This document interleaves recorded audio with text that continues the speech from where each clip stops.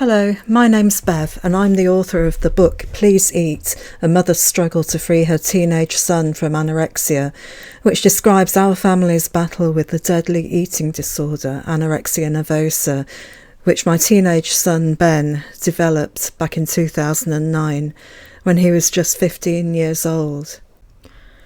This post is from the 25th of May 2011 and it's called A Bit of Me Time Urgently Required, I think. You know when you pour something into a jar and you can't get the lid on because there's just too much in it? Well, that's my brain at the moment and I appear to have reached yet another burnout. However, as we parents know, it's not like a stressful job where you can just walk out and never come back. We're in this for the long haul, whether we like it or not, and whether we can handle it or not. Basically, we have no choice. There are 6 things going on at the moment which are causing a serious power surge in my brain. Number 1, managing Ben and his recovery. Despite being much better than he used to be, I have to keep my eye on the ball round the clock because the eating disorder likes nothing better than to sneak in when your defences are down. Also, Ben is still at the stage where he relies on his parents for entertainment. Unlike other kids his age, he isn't becoming independent and still rarely sees his friends, although it's much better than the days when he had no social life at all. So there's the constant pressure of knowing that Ben is hanging around, lonely and unhappy, often nagging at us to down tools and go out, which only makes me more tired, like it did yesterday afternoon. I am also acutely aware of when all is not well with Ben. It only takes the slightest action or facial expression, and I know the eating disorder is at work in his head, like last night, for example. Number 2, my dad, who is still very much in hospital and has reached a stage in his illness where the prognosis isn't brilliant. For example, he'll never be able to eat properly again. Now he needs to be fed through a tube directly into his stomach. Meanwhile, there's the worry about my elderly mum and having to support her through all of it, not to mention the worry about what the heck happens when he eventually gets discharged, if indeed he does. Oh, and I'm visiting every single day too, to sort out his paperwork. Number 3, my job. Thankfully, I work for myself from home, but I'm finding it very difficult to work. Back in the summer, I had no option but to give up work for 3 months because I simply couldn't juggle Ben at his worst with my work. But with everything that's going on at the moment, it's very difficult to concentrate for more than a couple of minutes at a time. I need the cash because my husband has been out of work for a couple of months. He started a new job this week, but the pay is pretty crap, so we still need my earnings. Number 4, my house, which is disappearing in dust and filth, with laundry scattered everywhere, unironed or sorted.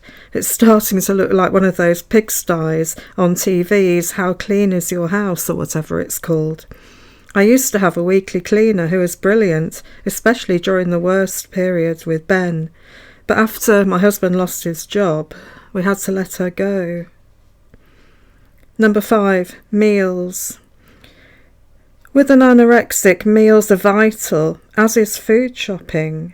Working out suitable menus, cooking food and ensuring Ben has sufficient for all his other meals so he doesn't skimp on stuff is a nightmare.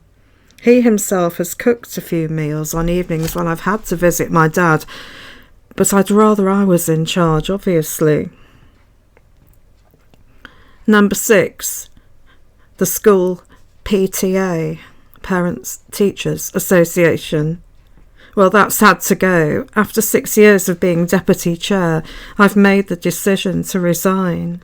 Mind you, this past year or so, I've had to put things on a back burner.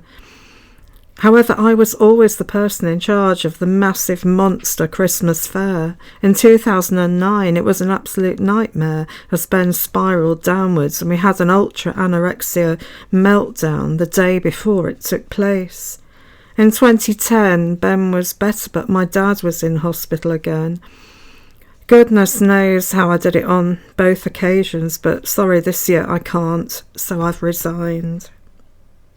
And I'm acutely aware that I'm neglecting my friends, especially my friend Sue, who has cancer and needs friendship and support.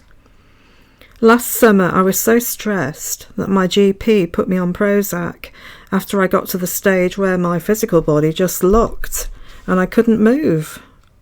And when I wasn't like that, I was curled up in a corner somewhere, like the kitchen or hallway or bed, in floods of tears, often chucking things around, like the day I smashed the second best dinner service, plate by plate, on the kitchen floor.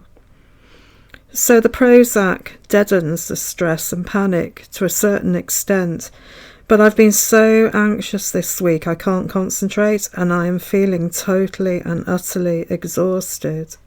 It came to a head last night when Ben reached out for help because he was battling with a strong urge to binge, and it all ended up in a massive row, with Ben kicking furniture and chucking stuff around, then storming off. So much for being the model supportive parent. I bet the eating disorder loved that. So something needs to give, and I'm not sure what can. A bit of me time is needed, yes, but the trouble is, as I found last summer when I took myself off to the seaside for a few days, you can distance yourself physically from the eating disorder, but unfortunately you can't mentally. It goes with you. And I ended up having to come home early. It just wasn't having the desired effect.